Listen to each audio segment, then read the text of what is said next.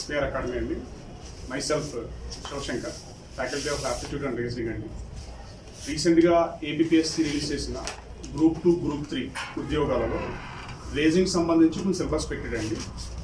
అయితే అందరి అభ్యర్థుల్లో ఉన్న కన్ఫ్యూజన్ ఏంటంటే మొత్తం రీజనింగ్ పెట్టాడా, రీజనింగ్లో ఏ టాపిక్స్ పెట్టాడు, దానికి ఎలా ప్రిపేర్ అవ్వాలి అనే చిన్న కన్ఫ్యూజన్ ఉన్నారండి. సో దాని మూలంగానే మా SPR అకాడమీ మీ డౌట్స్ అన్ని నివృత్తి చేయడానికి ఒక వీడియో చేస్తున్నామండి. ఇందులో రీజనింగ్ పార్ట్లో మనకు పెట్టింది logical reasoning, mental ability, data interpretation, ఈ 3 పదాలని ప్రస్తావించడం జరిగిందండి. అయితే లాజికల్ రీజనింగ్ అంటే కంప్లీట్ రీజనింగ్ చదువుకోవాలా, లేదా రీజనింగ్లో ఏ టాపిక్స్ లాజికల్ రీజనింగ్ వస్తాయి అనేది ఒకసారి చూద్దామండి. మనకి రీజనింగ్ అనగా ముందుగా గుర్తు రావాల్సింది 3 పదాలండి. అది verbal reasoning, non verbal reasoning, logical reasoning అండి. సో మనకి ABPSC పెట్టిన సిలబస్లో వెర్బల్ రీజనింగ్ కానీ నాన్ వెర్బల్ రీజనింగ్ కానీ ఎక్కడా ప్రస్తావించలేదు. లాజికల్ రీజనింగ్ అనే పదాన్ని ప్రస్తావించాడు. అయితే లాజికల్ రీజనింగ్లో వచ్చే టాపిక్స్ ఒకసారి జాగ్రత్తగా పరిశీలించినట్టయితే లాజికల్ రీజనింగ్లో వచ్చే టాపిక్స్ చెప్తాను, జాగ్రత్త గుర్తుపెట్టుకోండి. అందులో ఫస్ట్గా వచ్చేది స్టేట్మెంట్స్, కన్క్లూజన్స్. దీన్ని మనము సిలాజిజం అనే ఒక పదంతో పిలుస్తామండి, అంటే ప్రకటనలు, తీర్మానాలు అంటాము. నెక్స్ట్ స్టేట్మెంట్స్, ఆర్గ్యుమెంట్స్ అండి, ప్రకటనలు, వాదనలు. నెక్స్ట్ స్టేట్మెంట్స్, ఎజంప్షన్స్, ప్రకటనలు, ఊహలు. Next statements, course of action, ప్రకటనలు, చేపట్టాల్సిన చర్యలు. నెక్స్ట్ ఎసర్షన్, రీజన్, నిశ్చితమైన వాక్యము మరియు హేతువు.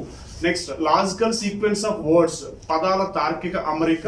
Next logical arrangement of words, verification of truth of the statement, సత్య నిర్ధారణ పరీక్ష.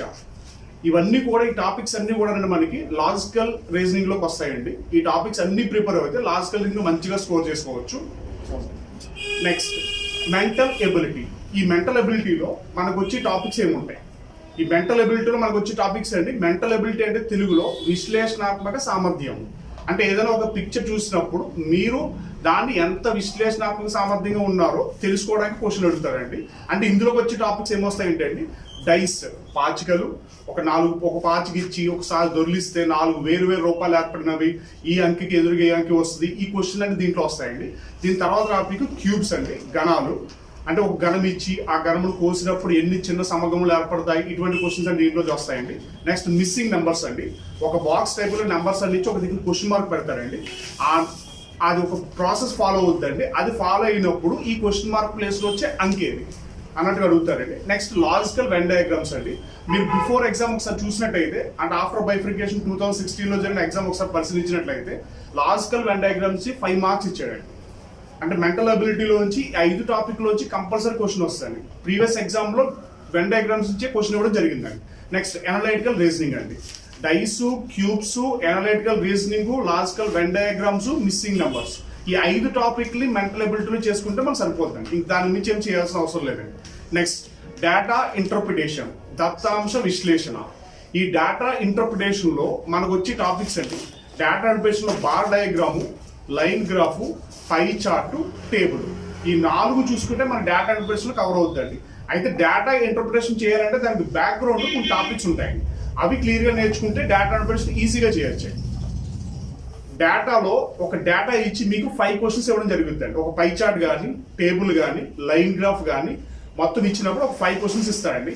ఆ 5 క్వశ్చన్స్ చేయాలంటే దాని బ్యాక్గ్రౌండ్లో పర్సంటేజ్ టాపిక్ ఒకటి, శాతాలు, నిష్పత్తి అనుపాతము, రేషియో ప్రపోర్షను, యావరేజెస్, ఈ 3 టాపిక్లు మీరు బాగా తరువుగా నేర్చుకున్నట్లయితే డేటాని ఈజీగా చేయొచ్చండి. అయితే మీరు సిలబస్ కింద ఒకసారి గమనించినట్లయితే మీను, మోడు, మీడియన్ అని 3 పదాలు ప్రస్తావించారు. అందులో మీన్ అంటే మనం నేర్చుకునేది యావరేజెస్, సరాసరి బాగా నేర్చుకుంటే మీన్ కట్టొచ్చండి. అంటే కొన్ని రాసులు ఇచ్చి దీన్ని సగటు ఎంత అడుగుతారండి. అయితే ABPSC మొత్తం పెట్టిన సిలబస్లో హార్డ్లీ 13 to 15 టాపిక్స్ పెట్టాడండి. అందులో రీజనింగ్ అనేది వన్ ఆఫ్ ది పార్ట్ అండి.